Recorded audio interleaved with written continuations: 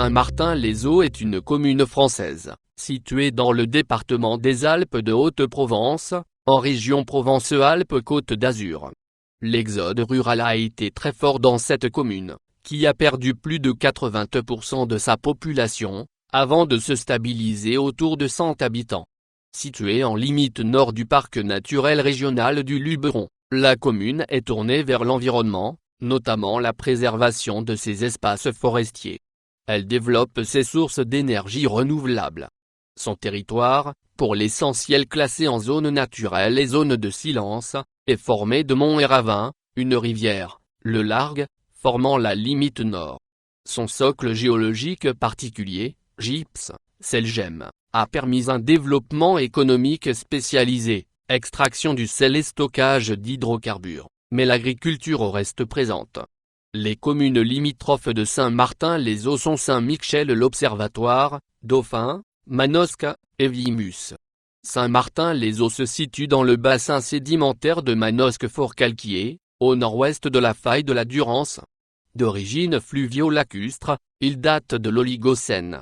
Cette couche s'organise selon un anticlinal, avec une épaisse couche tertiaire contenant des lignites et du gypse.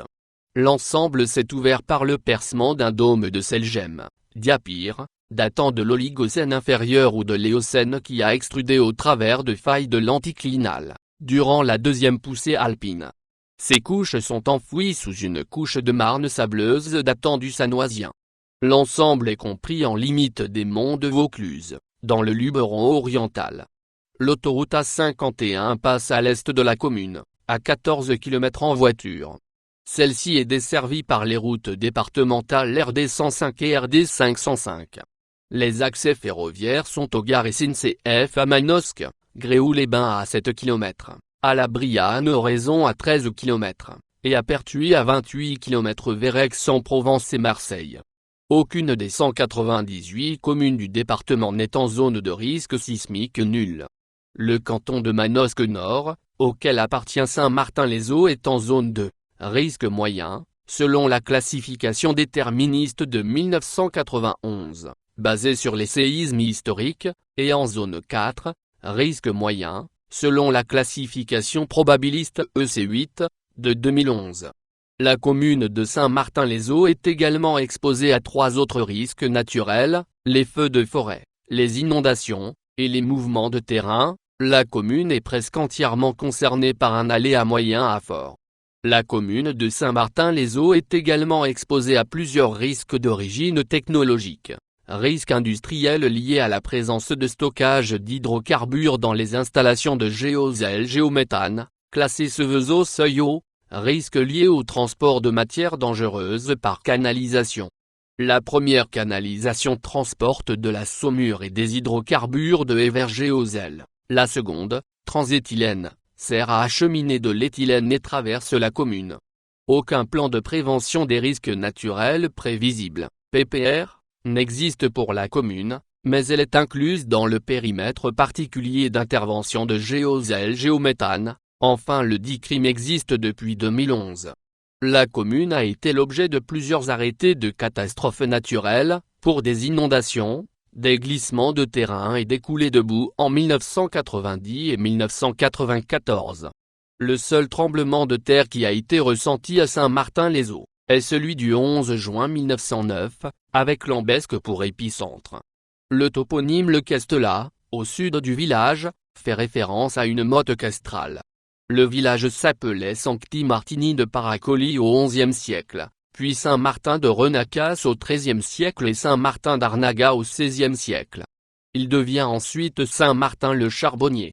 Durant la Révolution française, la commune, pour suivre le décret de la Convention du 25 Vendémiaire en 2, invitant les communes ayant des noms pouvant rappeler les souvenirs de la royauté, de la féodalité ou des superstitions, à les remplacer par d'autres dénominations, changea son nom pour Montmartin et Mont-Renacas. Après la Révolution, la commune est appelée Saint-Martin de Renacas jusqu'en 1892. L'exploitation des eaux sulfureuses pour des cures thermales justifia son nouveau nom de Saint-Martin-les-Eaux. Histoire. En 1125, le territoire fait partie du comté de Fort-Calquier. Préhistoire et Antiquité. Le territoire de la commune est fréquenté à l'époque néolithique, voire chalcolithique. L'essentiel des découvertes archéologiques datant des 5e, 4e et 3e millénaires avant Jésus-Christ. Dans l'Antiquité, le territoire de Saint-Martin fait partie de celui des Sogiontiques, Sogiontii, dont le territoire s'étend du sud des baronnies à la Durance. Les Sogiontiques sont fédérés aux Vaucons, et après la conquête romaine, ils sont rattachés avec eux à la province romaine de Narbonnaise. Au IIe siècle, ils sont détachés des Vaucons et forment une civitas distincte, avec pour capitale Segustero, l'actuel Sisteron. L'époque gallo-romaine est attestée par un four de potier et par le site des Passaïres, atelier de potier fabriquant des amphores vinaires, à cheval sur la commune de Manosque. Ce site permet d'établir que la production de vin était importante dans la région, et que la zone de Manosque était, grâce à la proximité de la voie domitienne, fortement intégrée à l'Empire romain et fortement pénétrée de ses modes de vie. Moyen Âge. Alors que le sud-est de la Gaule était une terre burgonde, le roi des Ostrogoths Théodoric le Grand fait la conquête de la région entre la Durance, le Rhône et l'Isère en 510. La commune dépend donc brièvement à nouveau de l'Italie, jusqu'en 526.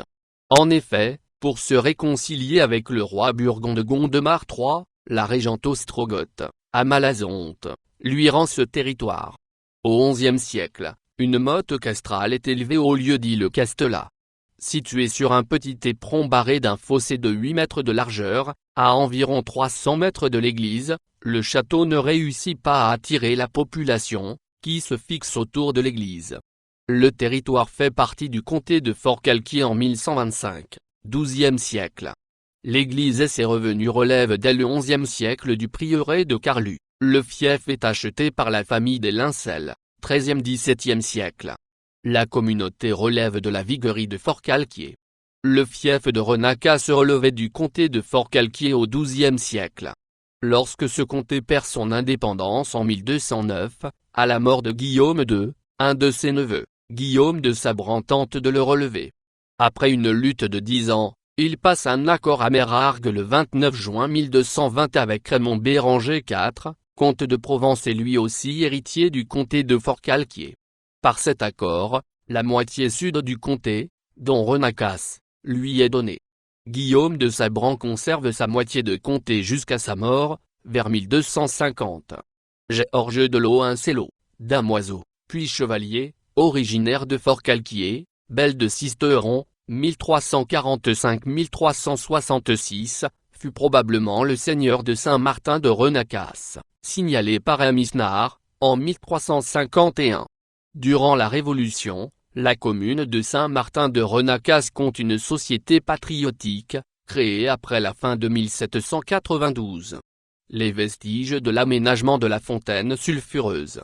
Au cours du XIXe siècle, de nouvelles activités économiques se développent, exploitation de mines de gypse, de lignite, et en 1880, la source d'eau sulfureuse est aménagée.